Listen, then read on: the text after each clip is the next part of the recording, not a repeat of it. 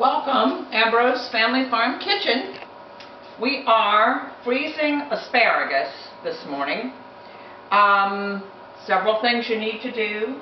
Pot of boiling water, ice water, and a pan to freeze it on. Asparagus has to remain flat in order to be the best quality for you. Unless you're planning to make soup or something, then you can cut it up into pieces. But this morning we're freezing it whole. Prepare your asparagus. You want to make sure that the tough part of the bottom is broken off. There you go. It's fairly simple to find that tender place. Bend the asparagus gently and it'll pop where it's ready. Most of these are done. There you go. Here's a nice white end. You don't want to keep that. That's usually pretty tough. There you go. Alright, then when your asparagus is ready, you need to drop the prepared asparagus into a pot of boiling water. We're blanching it.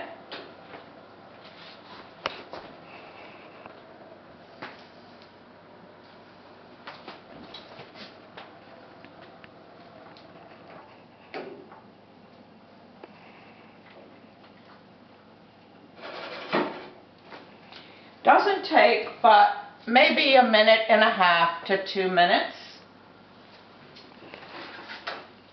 You'll notice the asparagus changes color, gets just a little bit limp. But the secret with blanching anything, not just asparagus, is to make sure that the product is heated through but not cooked.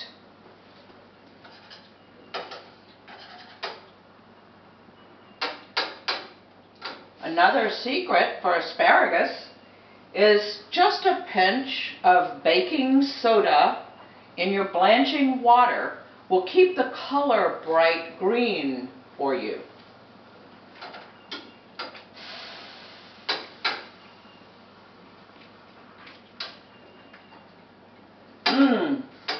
Asparagus is one of those things that is very short season. We have about 6 weeks from beginning to end.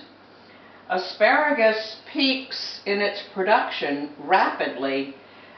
We have approximately 10 days of extremely heavy picking. And that's of course when you want to do your freezing. The price is usually more reasonable and the quality is excellent. The weather conditions affect asparagus a lot. So we're perfect weather conditions on the farm right now. Alright, you can see the change in color in the asparagus.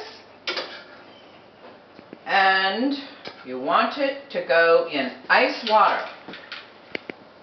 Rapid chilling is also a nice secret to blanching. Chill it as quickly as you can.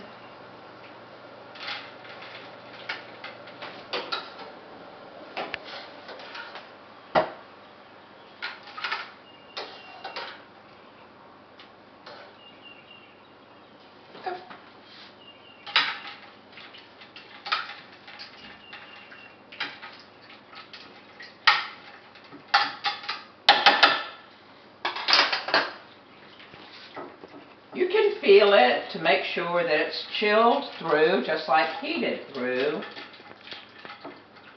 And the color is bright green and beautiful.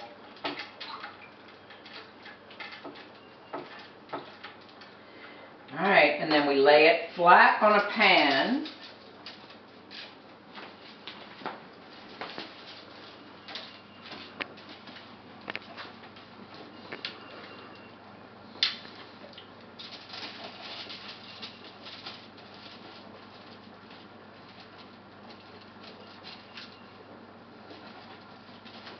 You want it to freeze rapidly.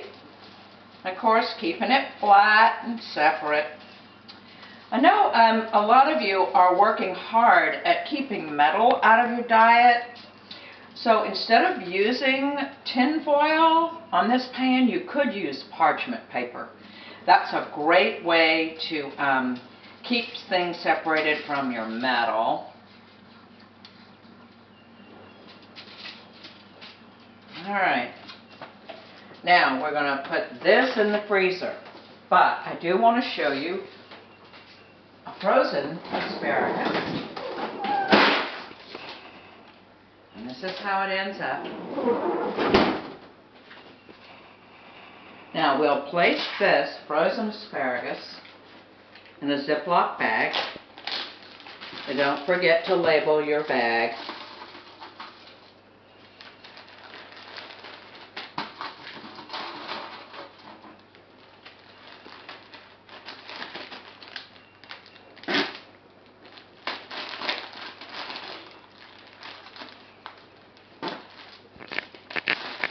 And store. Asparagus doesn't store for a long time, maybe 3 months, but it does give you an option to use it while it's available. Get it in your freezer and enjoy.